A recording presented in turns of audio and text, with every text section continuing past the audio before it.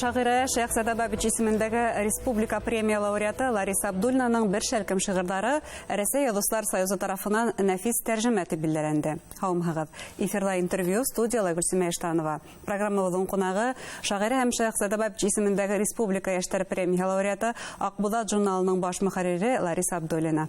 Һаумыгыз. Һаумыгыз, хәерле көн. Ихлас күңелдән котлайбыз. Был югары баһа менән югары баһа дип әйтергә кирәк. Рәсәй Язучылар союзының шундай премиясына лаек булу ул үзе бер мәртәбә, шулай бит. Әйе, был минең өчен зур баһа, чөнки Рәсәйнең төрле журналларында лауреат булган барыны, менә үзебезнең республикалар, рус телендәге шәлкемнәр, әмма бына тап российский писатель безнең һәм бына сайты һәм Рәсәй Язучылар союзы тарафыннан бына шулай лауреат дип игълан ителү минең өчен сынапта зур баһа булды. Һәм был баһа шулай ук һезнең шигырьләрегезне тәрҗемәләгән тәрҗемәсенең эшенә лә баһа булып тора. Шулай, әлбиттә, чөнки тәрҗемәсе бит ничектер һәр вакыт арткы планда калган һымак. Бына без бит инде күп шигырьләрне беләбез, авторын, тәрҗемәсен белмәйбез дә күпселек очракта. Һезнең тәрҗемәсе? Минең тәрҗемәсем шулай ук шагыйрь, публицист, ул прозаик та Ярославль Язучылар союзы рәисе Мамед Халилов. Ул әйткәндәй, былтыр бездә үтте бит 21 булат язучысы төбәк ара форумы. Ул онда катнашты һәм уның эшендә ул тәрҗемә секциясен итәкләне. Ул анда бик җитди һөйләшү алып бара, чөнки ул үзе лә белә һәм менә безнең бик күп фикерләр тап килә, уртак. Мәсәлән, мин шундай фикердәмен, күпселек битне бит рус теленә тәрҗемә итү ягын күрәбез. Рус теленә, инглиз теленә, дөнья телләренә. Әмма Рәми Гарипов мәктәбен искә төшереп, без үзебезнең милли телләргә лә, үзебезнең туган телләребезгә лә башка язучылар тәрҗемә итәргә тиешбез. Ул ниндидер мәдәни күперләр ана шулай ныгытылырга тиеш. Һәм эш ана шул рәвешле барырга тиеш. Бер телгә генә тәрҗемә итү түгел, ә буна һәр шагыйрь, ул хәтта мин әйтермен, башкасының халык шагыйре Рәми Гариповты тагыла телгә алам инде. Ул тәрҗемә буенча әйтә бит, ул һәр язучының ул гражданлык бурысы ла тәрҗемә итә. Чөнки тәрҗемә иткәндә үзеңнең туган телеңә башка милләт язучысының үзенең туган телендә иҗатын балкытып, яңартып күрһәтәһең ди. Һәм шул ук вакытта үзеңнең тел, халкыңның теленең мөмкинлекләрен дә асаһың. Шулай бит, бына мәсәлән, мин бик күп төрки телләрдән, бик күп бына славян телләреннән тәрҗемә иткән бар һәм һездә гражданлык бурысын аткараһыгыз, димәк, шагыйрьләр бар. Миңа ул нык кызык. Ул ничектер һүзләр белән эш итү һәм һүзләр белән уйнап һәм шул ук вакытта ул һүзләрдән матур итеп яңынан башкорт телендә образлар системаһын тулырга тиешең. Бына тәрҗемә итәһегез, хәзер инде оста, тәҗрибәле тәрҗемәсе дип әйтергә мөмкиндер, чөнки байтак кына телләрдән тәрҗемәләр эшләгәнегез һәм йымтыктарыгыз да сыккан һезнең, шулай бит. Бына ошо яһәттән тәрҗемәсе буларак иҗат иткән сакта, шигырь иҗат иткән сакта, шигырь иҗат итүгә караш үзгәрәме? Үзгәрә. Чөнки тәрҗемәләгәндә без тоеп калабыз, бына шул ук Рәмиягә үзенең көндәлектәрендә лә әйтә, һүзгә нинди тиклем куәт, русалап әйткәндә нагрузка, нинди көч салынган һәр һүзгә. Һәм һин үзеңнең шигыреңне язгандан һуңда карап сыкканда ана шул төзәтмәләрне индерә башлайсың. Алмаз менән ешалар тәдәрә боялаһың дигән бер йыр була торган бар. Шуның һымак бына оста бит ювелир алмаз менән бергә алтынды ешеп ултыра бит. Ул һәм әйләнгән һайын кыйммәтле ташка әйләндерер өчен сынлапта яшәргә кирәк. Матурлайһың, матур итеп балкып, сагу итеп, күренеш булырлык итеп эшләйһең. Бу бик кызыгыш. Кемдәрдә тәрҗемә эшләгәнегез бар, кемдәрдән эшен? Тәүге осырда мин бuna миңа тәрҗемә сире әлегә баягы мин бuna телгә алам инде Рәмиягә, чөнки уның көндәлектәре аша килеп инде. Һәм ул шунда шул тиклем итеп яза, тәрҗемәнең ни тиклем тәмле иҗат икәнен, кызыклы иҗат икәнен. Һәм ошо рәвешле мин үзем өчен мәкаләләр тәрҗемә итә башладым. Шуның безнең журналистика бүлегендә укытканда шулай ук аерым курс булды, теория перевода. Һәм шул мәктәптә унда без теоретик яктан да, практика ягыннан да ошо курсты ныгытып куйдык. Һәм миңа бу гомумән кызык була башлады. Хәзер башта прозаны тәрҗемә итеп карадым. Шуннан соң китте шигърият. Әлбәттә, прозага караганда шигъриятты тәрҗемә итү авыррак. Әмма бuna миңа килеп эләкте Светлана Дегтярева, рус шагыйрәһенең йыентыгы. Уның йыентыгын башкорт телендә сыгардык та. Һәм мин һиңа кайтырмын. Я вернусь к тебе. дип аталайын ул. Шуннан һуң Ләйсән Утяшеваның китабы «Несломленная ханмаth рухлы» ул Ватанда журналында ла тотыш ханда басылып сыкты һәм мин Ләйсәнгә уның башкорт телендәге вариантын да бүләк иттем. Ул уның роман-эссе үзенең баласактан ошо художество гимнастикага килүе, тормышы турында да. Шулай ук миңа кызыклы мәктәп булды. Шуннан һуң шулай ук Башкортстан Язучылар союзы агзаһы Марат Саитов прозаик, ул үзе табип та, уның Ағас сәгать китабын шулай ук башкорт теленә тәрҗемә иттем. Ул Агыйдел журналында басылып сыкканла булды, айрым китап булып та сыкты. Буна был китап йыентыктарга килгәндә үземнең тәрҗемәләр. Булай шәлкемдәр, хәзер инде улар исенә төрки халыктарда ла тәрҗемә итәһегез, шулай иҗатташлар алды. Без хәзер, мәсәлән, Акбузат журналында без шундай рубрика булдырдык. Дөнья әдәбияты башкорт телендә.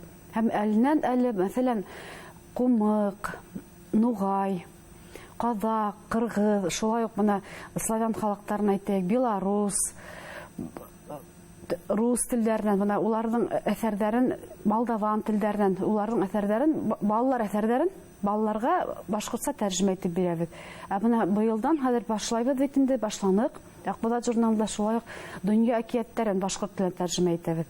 Һәм бу шулай ук ул әкиятләрдә ул халыктың да асыла бит инде. Шул ук вакытта бала белеп кала, дөньяла шундай халыктар бар икән. Һәм гомумән ул әкият бит шул тиклем мөгъҗизәле дөнья, ул әкият һөйләгән, әкият тыңлаткан, ата-әсә балаһына һөйләгән тәрбияселәр, иң бөек кешеләр бала әкият аша милли рухка һәм милли асылга, туган телдәге мөхиткә буна тулышып үсә. Әкияттың көсе һәм ул мөгъҗизәгә ышанып, дөньяла хыял барлыгына ышанып үсә. Һәм бына алдыгыда яткан китап берничә 4 телдә, яңлышмасам, тәрҗемә ителгән. Бул инде Агыйделдең Акбузат журналының битләрендә сыккан шигырьләр йыентыгылар, шулай бит. Буларның кайберләре Акбузатта ла сыкты, әмма без буны безнең форум үтте бит, 21 булат язучысы дигән, һәм шунда безнең республика башлыгы Радиф Фәрич Хәбиров та әйтеп китте. Безгә берничә телдәрдә китаплар чыгарга кирәк дип, билингва китаплар һәм ул китаплар аша без балаларга ла мөмкинчелек бирәбез телләрне өйрәнергә. Бу тәкъдим миңа шул тиклем күңелемә ятты һәм мин шунда ук мотлак быел китап чыгарасакмын балалар өчен дип шул үземә ният итеп куйдым. Димәк, бу форумның җимеше булып тора инде. Бу форумның җимеше, бу китапның үзенә язылган, бу Акбузат журналының һәм бөтен башкортлар курултайының бу уртак җимеше. Без шул форумда бергә эшләнеп бит һәм буны без башта уйланык ике телдә, башкорт һәм кумык телендә. Без балалар әдәбияты секциясын җитәкләнек. Таңсулпан кумык журналының баш мөхәррир Супьянат Мамаева менән. Ул үзе бик күп балалар китаплары чыгарган кеше кумык телендә Дагыстанда. Һәм ике телдә чыгарабыз. Өч телдә дип уйланык, рус телендә дә булган. Шуның уйлабыз. Нишләп балаларга инглиз теле менән кызыкына? Әйдә 4 телдә булган. Һәм шулай итеп безнең тәрҗемәчеләр рус теленә тәрҗемә итә. Светлана Чураева, Мамед Халилов, Багаутдин Узунаев, инглиз теленә Рашида Юмадилова. Шулай итеп 4 телдә, башкорт, кумык, рус һәм инглиз телләрендә монда шигырьләр. Шу бер шигырьдә катмарлыгы нимәлә бер телдән икесе телгә тәрҗемә иткәндә, мәсәлән, башкорт теленнән рус теленә, башкорт теленнән инглиз теленә тәрҗемә иткән сакта, бөтен һүзләрдә лә тәрҗемә итеп буламы? Мин рус теленә тәрҗемә итү нисек баргандыр, я инглиз теленә онһын бик эске лабораториян әйтәлмәйм, чөнки мин ул телләргә тәрҗемә итмәдем. Әмма мин подсрочниктар эшләп биргәнмен. Һәм менә кумык теленә тәрҗемә иткәндә миңа тәрҗемә итү бик еңел булды, чөнки икеһе лә кумык теле, башкорт теле, төрки телләр һәм кайбер урында һөйләм шул килеш кенә әйтелеп китә, бер нинди авырлыгы ла булмады. Авырлыктар нимә бәйле? Нинди һүзләрне, нимәне тәрҗемә итеп булмай гомумән? Бармы шундай осрактар, кыенлыктар? Балалар әдәбиятында ундай катмарлыктар юктыр. Чөнки балаларга без мәңгелек төшенсәләр, мәңгелек кыйммәтләр турында һөйләйбез. Туган як, туган тел. Алар һәр халыктың бер шулай. Улар бөтәбезендә газиз һәм менә Кәүсәр Шишмә дип алдык без китапты. Кәүсәр булак. Кәүсәр үзе хәтта Коръәндә ул телгә алына. Ул тәү шишмә. Ул безнең бөтәбезне лә хугарган безнең милли рухи шишмәбез. Ул безнең туган телебез, туган йөребез. Ул безнең туган ошо бөтә эпостарыбыз, мөхитебез, безнең йырдарыбыз бөтәһе лә ошонда. Һәм ошо шишмә һәмак безнең ошо шигырьләребездә шо шишмәнең бер тамсыгы булып кына ла баланың рухиятын хугарга һәм ул сагыштырып менә башкорт телендә бу шигырь була икән, рус телендә була икән, инглиз телендә була икән, кумык телендә була икән дип. Мәсәлән, минем улым кумык телендә укып караны, Азамат әйтәйинде, беҙ бит төньяк-көнбайыш диалектын беҙ республикала күтәрәбеҙ һәм ул халҡыбыҙҙың бер өлөшөн ҡайтарырға ынтылабыҙ һәм уҡып сыҡтылар. Әсәй, был төньяк-көнбайыш диалектында яҡын ҡәрҙәш икәнлеген балалар аңлай. Хаста шуның һымаҡ яңғыраныуға, ул уны ҡумыҡ телендә уҡып, беҙ уны тағы ла бына Аҡбуҙат бит хәҙер беҙ журнал вариантында ғына түгел, беҙ социаль селтәрҙәрҙә лә күпбеҙ. Һәм шул ошо проектты беҙ алып сыҡтык үҙебеҙҙең социаль селтәрҙәргә һәм бына мәҫәлән шул уҡ Супьянат Мамаеваның шиғырын ул Азамат уҡыны ҡумыҡ телендә, мин башҡорт телендә, шуның рус телендә, бына шулай төрлө телдәрҙә һәм инглиз телендә лә уҡып, беҙ ошо рубриканы дауам итәсәкбеҙ. Һәм был инде балаларҙы шундай донъя мәҙәниәте менән таныштырыу ҙа, күңелен байытыу, рухын байытыу ҙа тип әйтергә мөмкин. Ғөмүмән тәржемә эшен донъя халыҡтарының мәҙәниәттәре, телдәре менән таныштырыу эше тип әйтергә кәрәктер. Әйе, донъя халыҡтарының эске донъяһы, мәҙәниәте, телдәре менән таныштырыу. Һәм беҙ балаларҙан башлайбыҙ икән, бала белергә тейеш. Мәҫәлән, беҙ беренсе һанда бирҙек, төрлө халыҡтарҙың батырҙарына арналған кроссворд бирҙек.